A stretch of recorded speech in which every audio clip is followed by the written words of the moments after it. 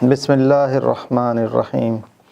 شور ہے ہو گئے دنیا سے مسلمان نابود، ہم یہ کہتے ہیں کہ تھے بھی کہیں مسلم موجود، وضع میں تم ہو نصارہ تو تمدن میں ہنود، یہ مسلمان ہیں جنہیں دیکھ کے شرمائیں یہود، یوں تو سید بھی ہو مرزا بھی ہو افغان بھی ہو، تم سبھی کچھ ہو بتاؤ تو مسلمان بھی ہو۔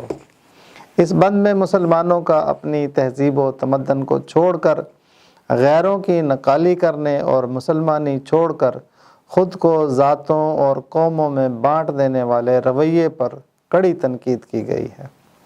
شور ہے ہو گئے دنیا سے مسلمان نابود، ہم یہ کہتے ہیں کہ تھے بھی کہیں مسلم موجود۔ یہ کیا شور مچا رکھا ہے کہ دنیا سے مسلمانوں کا خاتمہ ہو رہا ہے اور ان کے مٹ جانے سے اسلام مٹ جائے گا؟ ایسی کوئی بات نہیں ہے، بلکہ اے مسلمانوں تم ہو کہاں جو اپنے ختم ہونے کا نوحہ پڑھ رہے ہو؟ جب تم نے اسلام پر چلنا ہی چھوڑ دیا تو حقیقت میں تم ختم ہو چکے ہو۔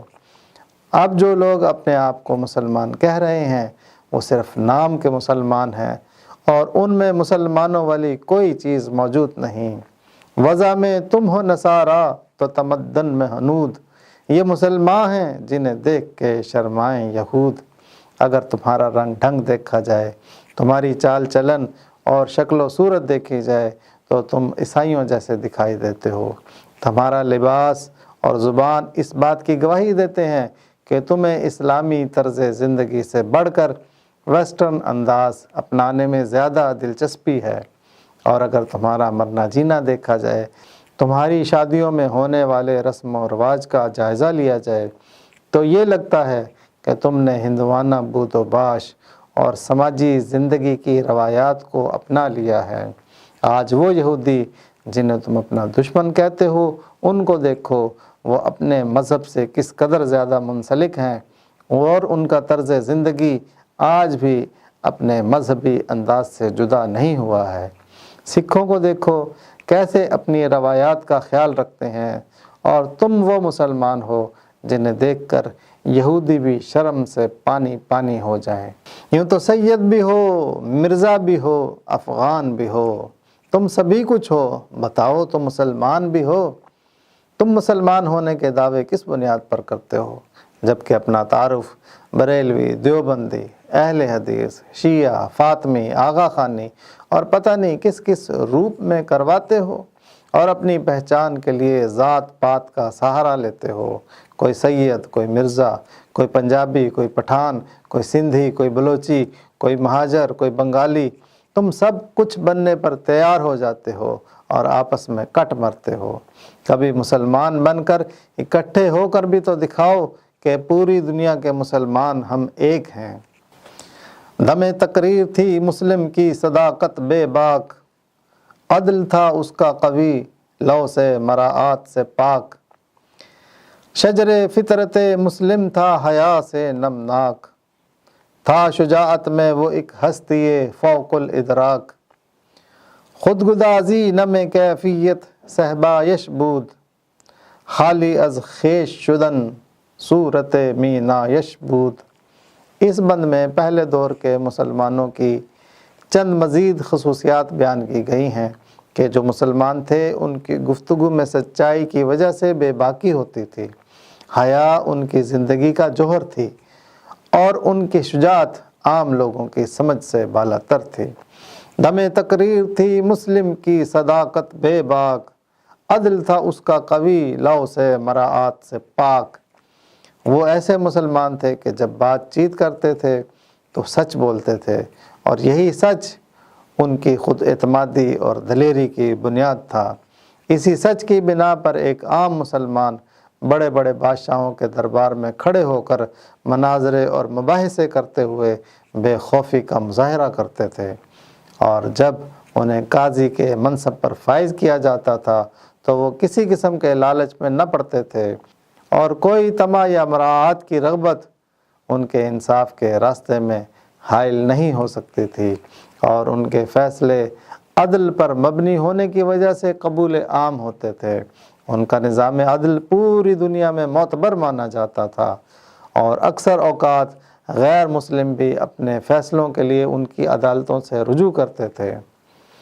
شجر فطرت مسلم تھا حیا سے نمناک، تھا شجاعت میں وہ ایک ہستی فوق الادراک۔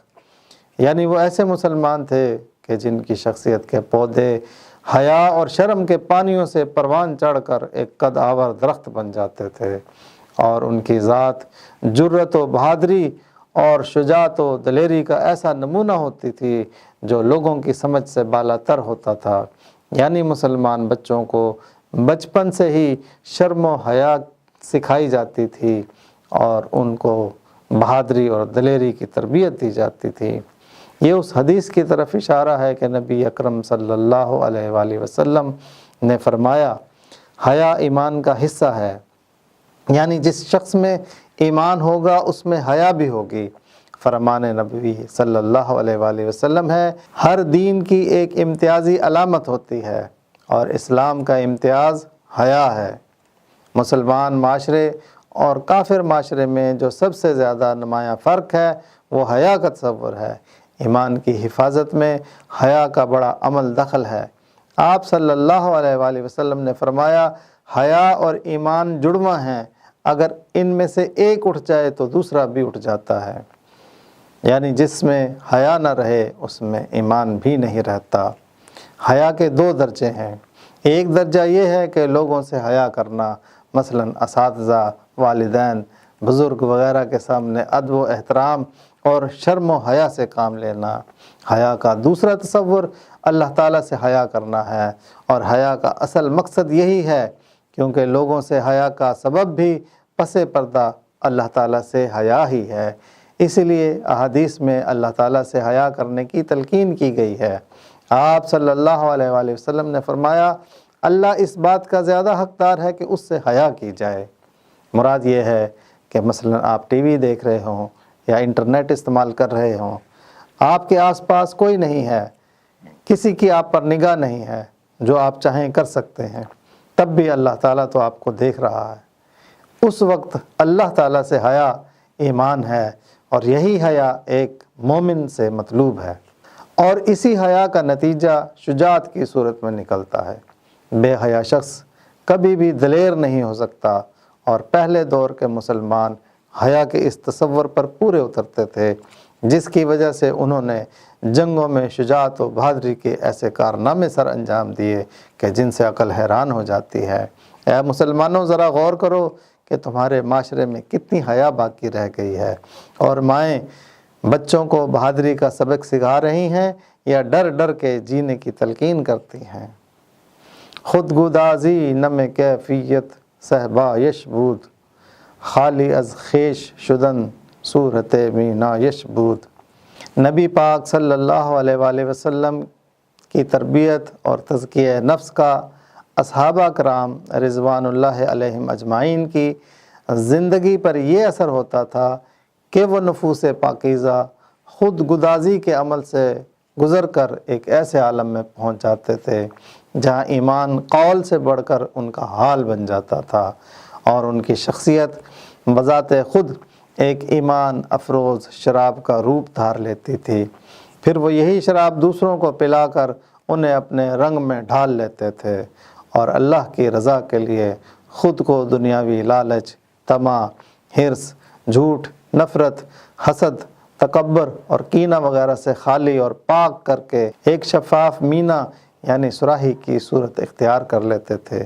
اس کیفیت میں ان کے لیے اللہ کے دین کی خاطر اپنی جان کا نذرانہ پیش کر دینا دنیا کا آسان ترین اور مرغوب عمل ہو جاتا تھا، اور ان کا مطلوب و مقصود اللہ تعالیٰ کی رضا کے سوا کچھ نہ رہتا تھا۔ دشمن کے مال کی طلب اور اقتدار کی ہوس سے انہیں کوئی سروکار نہ ہوتا تھا، اور وہ یہ ذمہ داری صرف اللہ کے دین کو نافذ کرنے کی خاطر اٹھاتے تھے، یعنی شہادت ہے مقصود و مطلوب مومن، نہ مال غنیمت، نہ کشور کشائی۔ دیکھتے رہیں، کمنٹس کریں اور شیئر کریں۔ اقبال کی آواز عابد کے ساتھ۔